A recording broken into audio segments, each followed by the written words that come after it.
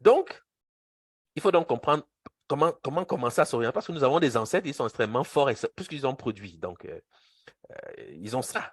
Ils ont la connaissance de ces choses-là. Il suffit maintenant de demander et vous allez recevoir. Ça, c'est la première chose. La deuxième chose, quel est notre espace de génération? Quel est l'utérus qui fait que dans le monde, on est dans le monde? Qu'est-ce qui fait que nos idées deviennent des réalités? On voit bien qu'on échoue à chaque fois. C'est-à-dire qu'on prétend faire une révolution, mais une fois qu'on assassine le révolutionnaire qui a des très bonnes idées, on retombe dans le désordre. Pourquoi? Parce que l'espace des générations n'est pas travaillé. C'est-à-dire qu'on utilise une matrice qui n'est pas bonne.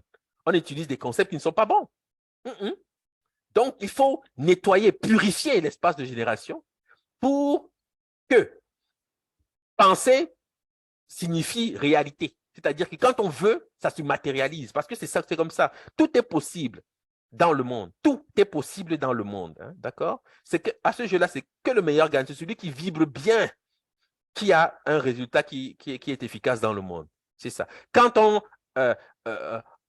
comment dire, on frustre la vibration, vous ne pouvez pas prospérer. Vous allez essayer, vous allez croire que vous êtes là, mais vous n'êtes pas là, en fait. J'espère que vous comprenez vraiment ce que je dis.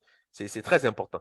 Voilà. Donc, ça, c'est un texte que je vous laisse en réflexion. J'ai voulu, comme ça, je l'ai dit, cette session, parfois vous soumettre quelques textes qui sont a priori ésotériques, mais avec les outils que vous avez, peut-être, je me dis, peut-être d'être déjà en mesure de comprendre un certain nombre de choses. Quand Ogotemeli parle, bon, ce qu'il dit, c'est très puissant, mais pour sentir la puissance, il faut comprendre la vibration, c'est-à-dire comprendre ce qu'il dit. Vraiment, c'est trop juste. Et c'est dire qu'il a gardé ça jusque dans les années 50, c'est quand même quelque chose de remarquable. Ça veut dire qu'il y a une sorte de précision dans l'enseignement initiatique qui fait qu'on ne déroge pas à certaines règles, quoique l'adversité soit. C'est-à-dire on n'est pas impressionné par les choses du monde. En fait, quand on sait qu'on a la vérité et qu'on a la parole divine, bon, on peut vivre une vie modeste.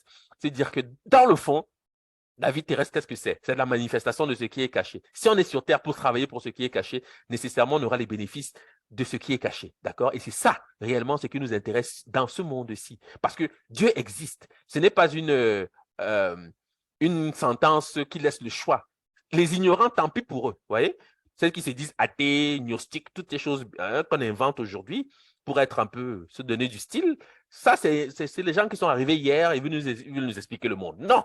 Dieu existe, scientifiquement par là, ça peut se démontrer facilement si on admet les trois sortes d'êtres qui sont une réalité pour tous. Parce que personne ne sait fabriquer un enfant, jusqu'à preuve du contraire. Le jour où on saura le faire, peut-être qu'on va commencer à douter de l'existence de Dieu. Mais jusqu'ici, l'enfant qui naît ressemble souvent à son père, peut-être souvent à sa mère aussi, ça dépend. Mais en fait, dans le modèle soudanais tel qu'il est énoncé, c'est souvent la ressemblance au père, parce que le père, c'est le monde intelligent, c'est l'idée. D'accord? Et c'est le principe actif aussi. Ouais?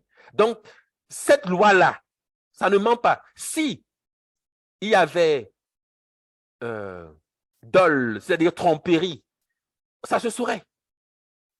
Rien que par l'observation de la nature, on sait que Dieu existe. C'est une objectivité. Si Dieu existe, ça veut dire que notre vie sur Terre, ce n'est pas notre destin. Ce n'est pas notre destin absolu. Nous sommes ici pour accomplir peut-être des choses par la grâce et la volonté de Dieu, mais en réalité, il faut savoir ça se tenir à certaines objectivités, ne pas changer à cause des autres, ne pas imiter, ne pas se sentir faible parce qu'on est tout seul et puis que tout le monde pense différemment et puis qu'on se sent un peu tout seul et puis on va changer. Non.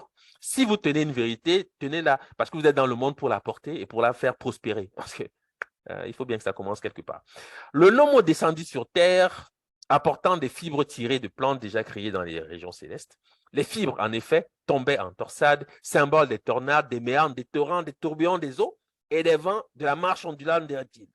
Elles étaient elles-mêmes un cheminement d'eau parce que gorgées de fraîcheur prise aux plantes célestes, elles étaient pleines de l'essence du Nomo. Elle était le Nomo lui-même en mouvement, comme l'indiquait la marche ondulée qui peut se prolonger à l'infini. Les torsades du vêtement étaient donc un chemin de prédilection pour la parole que le génie voulait révéler à la terre. Il incantait ses mains en les portant à ses lèvres, tandis qu'il tressait. Ainsi, sa parole humide se levait avec les tresses humides. La révélation spirituelle pénétrait l'enseignement technique. La révélation spirituelle pénétrait l'enseignement technique. La révélation spirituelle pénétrait l'enseignement technique. Donc, il n'y a pas de science désincarnée. On ne fait pas la science pour prétendre qu'on est athée. que Dieu n'existe pas. Non. Il faut bien comprendre. Je ne fais que, en fait, reprendre ici, dans des mots simples, ce que Ogetemini dit. D'accord? La science et la spiritualité sont intrinsèquement liées, puisque l'idée, la matrice, l'objet révélé, matérialisé, participe de cette dialectique. D'accord? C'est ceux qui n'ont pas cette compréhension, qui ont d'autres prétentions, mais les projets qu'ils peuvent initier ne dureront certainement pas. En tout cas, pas aussi longtemps que ceux initiés dans le paradigme euh,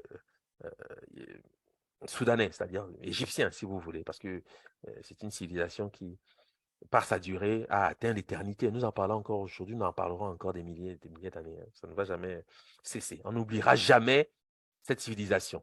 C'est ça qu'on appelle l'éternité. Voilà. Donc, c'est cela. Alors,